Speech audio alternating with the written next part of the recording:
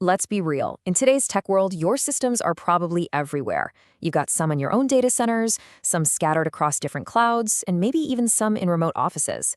It can feel like total chaos, right? But what if you could manage all of it from one single place? Well, that's the big promise of Azure Arc, and we're about to break down exactly how it pulls it off. So, to really get this, we've got to paint a picture of what modern IT actually looks like. It's not some neatly planned city. No, it's more like a sprawling metropolis that's just grown organically, kind of chaotically, over the years.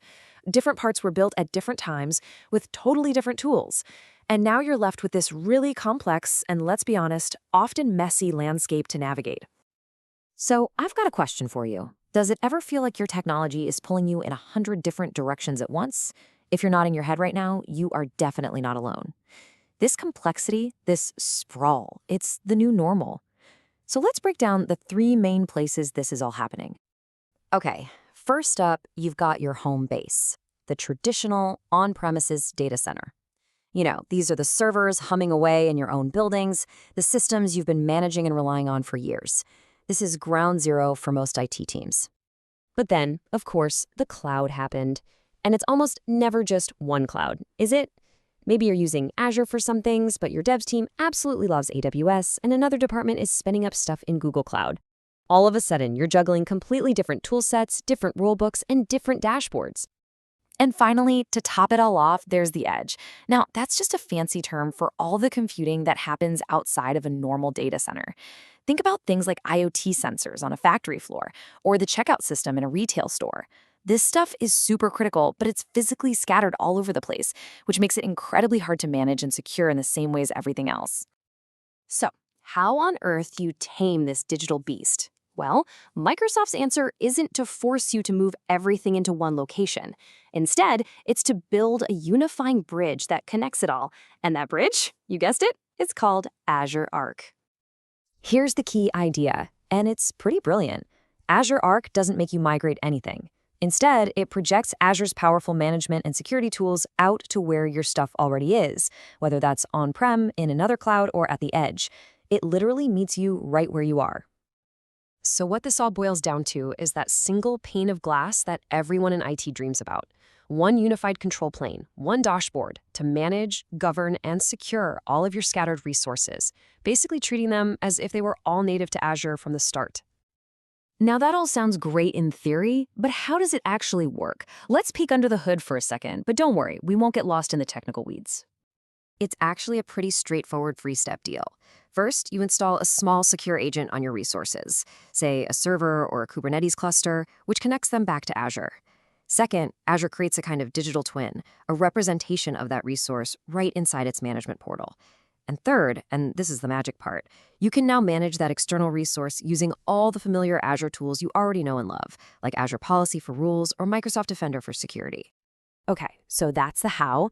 Now for the most important part, the why. What does this unified approach actually unlock for you in the real world? What can you do now that you couldn't do before? The biggest one for sure is security. I mean, instead of juggling a bunch of different security tools for each environment, you can now just extend Azure's powerful centralized security controls across your entire fleet of resources, no matter where they live.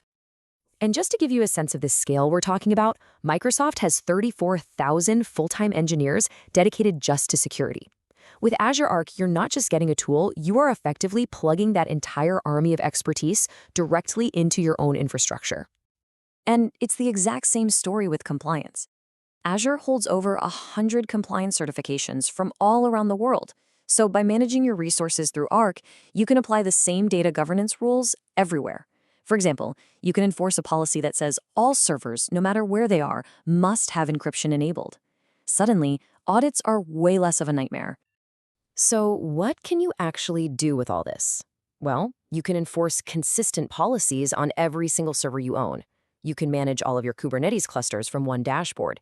You can even run some of Azure's advanced data services, like SQL, on your own hardware. And maybe the most powerful thing of all, you can modernize your legacy servers, pushing modern cloud security updates to older systems that would otherwise be left vulnerable. Look, the big takeaway here is one word: consistency. Whether we're talking about servers, Kubernetes clusters, or data services, it just doesn't matter anymore if they're on-prem, in AWS, or at the edge.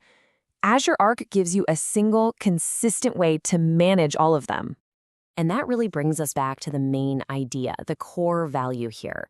This isn't about forcing you into one cloud. It's about giving you the tools and the flexibility to use the cloud on your own terms.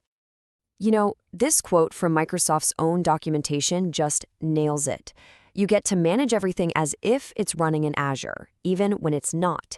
You get all the benefits of Azure's management and security, while your actual apps and data can stay exactly where they need to be, for whatever reason, performance, data sovereignty, you name it. So we'll leave you with this thought. By removing all that operational friction between your different environments, Azure Arc does more than just make management simpler.